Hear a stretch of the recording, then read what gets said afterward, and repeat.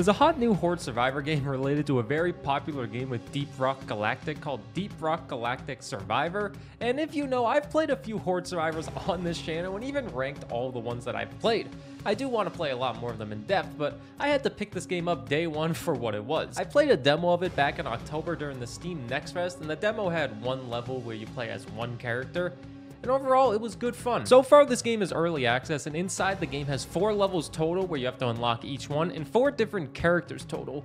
Each character has different start and buffs, of course, with a different start and weapon, but inside of the levels you choose, you have different stages of that level, and then inside every stage, you go through swarms of enemies, and you have a big boss battle at the end of every stage, with a little care package in between.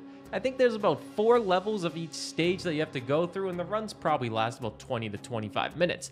And inside of those stages are very basic. You just have tons of enemies that you need to fight and tons of resources that you mine. The game is pretty simple as a whole, I feel like. All you need to do is hit WASD on your keyboard to move around and dodge enemies.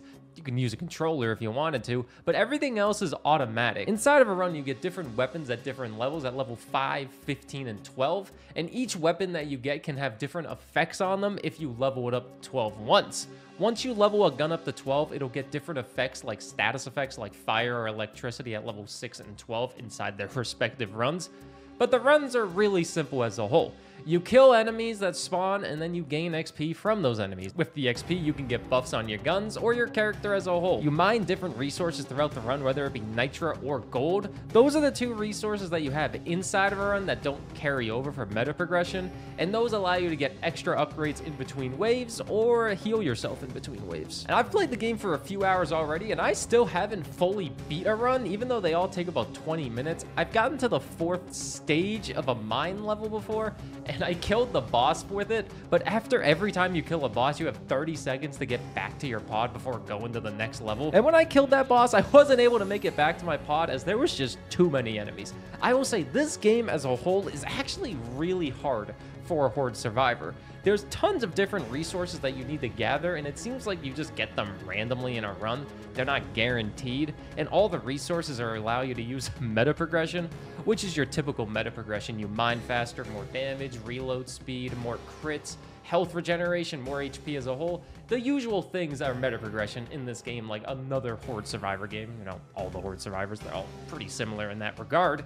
And the game has a lot of currencies you need to worry about, but you can buy and sell freely if you have too many of one, or buy one that you need. Each currency costs $400 to buy, or you can sell one for $200, which is very nice just in case you can't find a currency inside of a run. And I'll say, the game is in depth as a whole. There's 4 characters total, like I said earlier, and only 3 maps total in the game. And you can raise the hazard levels on the map, which makes them more difficult, but you need to do a certain amount of tasks before being able to unlock a new hazard. Every map seems to have about 3 different tasks total for you to do, which aren't that hard, so it should be pretty easy to unlock difficulty enhancers for each map. I'm curious to see how much will get added during early access. But overall, this game is great. Simple runs, simple meta progression, pretty fun characters, not the best voice acting, but you know, I don't know how serious the voice acting is in DRG. I think it's a great game, and if you're a big fan of Horde Survivors game, this is one you're not gonna want to miss. And yeah, thanks for watching this very quick review on Deep Rock Galactic Survivor. It means a lot. I hope you enjoyed it, and I'll see you next time.